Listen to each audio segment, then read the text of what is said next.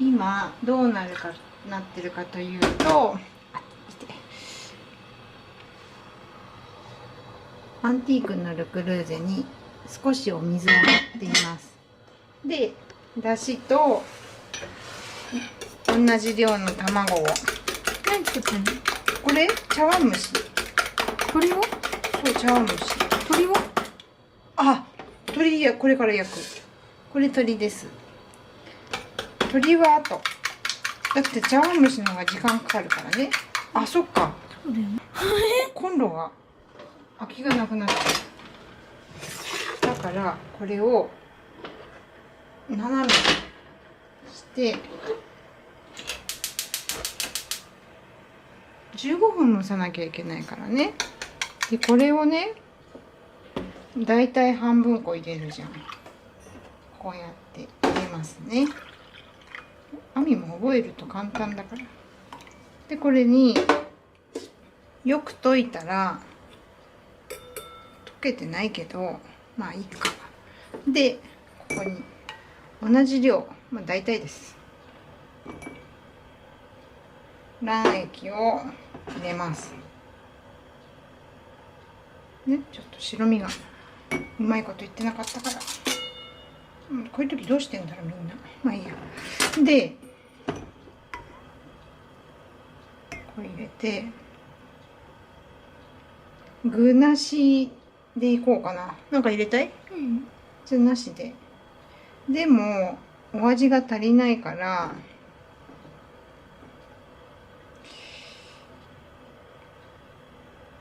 よくかき回さないからこうなっちゃうけど、まあこうしてだいたい喧嘩しない量にします。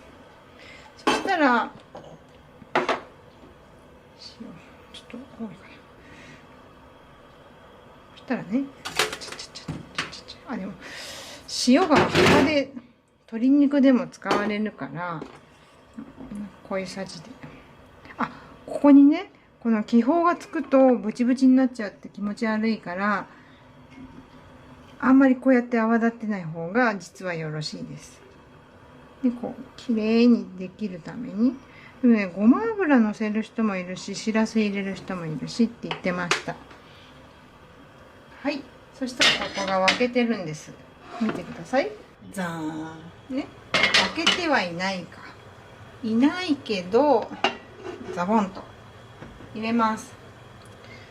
そしたらこれはゆりさんの森岡ゆり子さんのカップ。これでまあ15分ぐらいかな。たまに見て、で OK でこれで放置します。この鶏肉に塩コショウを1時間前にしておきました。ちょっと強めにね。でも何でもそうですが、このなんか水っぽいやつ、これ必ず取ってくださいね。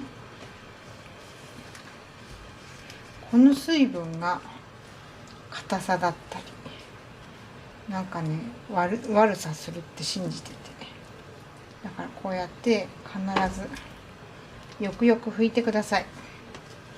めんどくさがりな私からのでもおすすめで、これを皮面をチンして、じっとも言わなかった、火つけてないので、こうやって皮をしっかり焼きます。それからちょ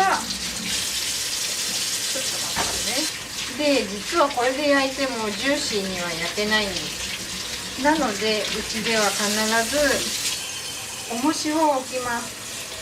その重しが石とかじゃなくて、検索すると出てくるんですけど、こういう上にのしやすい、なんて言ったらいい、お鍋か、取っ手の取れる系がすごい便利で、これジュージュー言ってきたでしょ。もうちょっとよくですか。いい音してきましたね。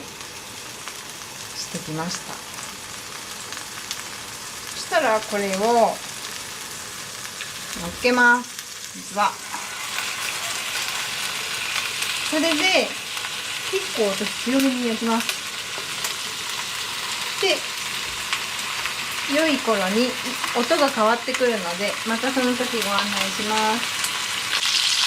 だいぶいい音になってきたので繰り返そうと思います。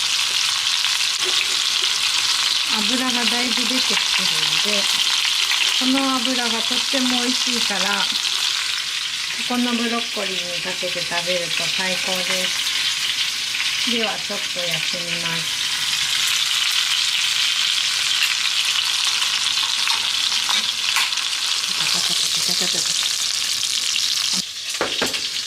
どれぐらい、怖っ。弱火にして、ほら、パリパリでしょ。うわー、怖い。怖い。パリパリに焼きます。パリパリになってるのをよく見てから、蒸し焼き。だいたい2、3分です。そしたらこっちがもう、鶏が良くなってきたので、鶏を取り出して、はい、これね、火消してね。食べやすいように切ってきます。なんか薄い方が美味しくない？細い方がいい。なんでもいい。なんでもいい。こうやってパリパリにカットしていくんです。で、さっき見たら失敗しててお恥ずかしいんですが、ちょっと失礼します。ダーン、スフレみたいになっちゃいました。さっきね、強火にしっぱなしだったの。見てください。ちょっと失敗してるけど、まあよしとしましょう。で、これで一旦火消します。で、取り出せなくなっちゃうから、で、こうやって取り出すのが怖いんだけどね。で、この油さっきも言ったように、こっちのね、これわかります？これはお出汁、茶碗蒸しのお出汁と鰹節で2種類美味しいよっていうのができるんですよ。この油がすごく美味しいの。これガガガーっとかけちゃってあえて食べる。そうするとすごく美味しい。こうやってブロッコリーで拭くぐらい美味しい。油だから取るなって健康にって思うかもしれない。健康じゃなきゃ美味しく食べれないからね。はい、すいません。退院してきたばっかりなんでうんちくちょっとひどめです。で、これもこうやって細めに切った方が美味しいかな。じゃない？私歯に挟まりやすくて。あみは大丈夫。じゃあこんな感じです。では今日は渡辺さんの器にしましょう。で、これをずるずるずるずるっとのっけちゃってお味見。美味しい。でもこうやってさっき油かけたやつとかのっけて、もうフォークとナイフ出して食べるのめんどくさいじゃないですか。だからもうその一皿で完結。焼いてそのままそこ置いてもいいんですけど、でやっぱりこれだと寂しいから、私昭和なんですぐ赤入れちゃう。はい、で出来上がりと、今日は茶碗蒸しで出来上がりです。